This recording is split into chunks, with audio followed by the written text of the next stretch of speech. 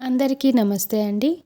మన భారతీయ హిందూ పండుగలలో ఒక ప్రముఖమైన పండుగ రథసప్తమి. ఈ రథసప్తమి పండుగకు అర్థం తెలుసుకుందాం.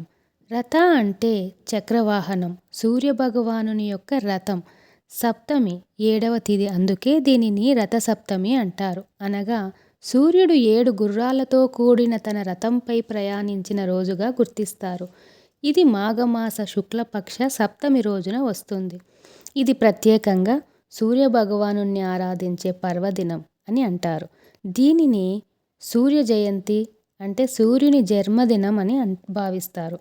రథసప్తమి ద్వారా సూర్యుని రథం ఉత్తర దిశగా ప్రయాణించడం సూచిస్తుంది. ఇది శక్తి, వెలుగు, శుభం మరియు పాజిటివ్ మార్పుల ప్రారంభం అని భావిస్తారు. పండుగ వసంతకాలం ప్రారంభం, పంటల పండుగ ప్రారంభం వంటి ప్రకృతిజన్య జీవితం కోసం కూడా ప్రతీకగా పరిగణించబడుతుంది.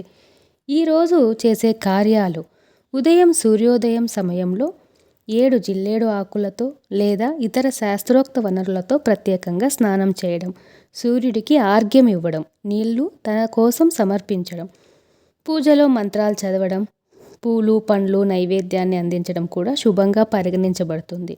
చాలామంది భక్తులు ఉపవాసం కూడా చేస్తారు మరియు పుణ్యదానం చేస్తారు. సూర్యుని పూజలో పాల్గొనడం వల్ల ఆరోగ్యం, శక్తి, ధైర్యం, శ్రేయస్సు, విజయం సంపాదించబడుతుంది. రథసప్తమి ద్వారా మనం కొత్త ప్రారంభాలకు, వెలుగులు మరియు ఆశలకు పిలుపునివ్వగలిగే శక్తిని పొందగలం.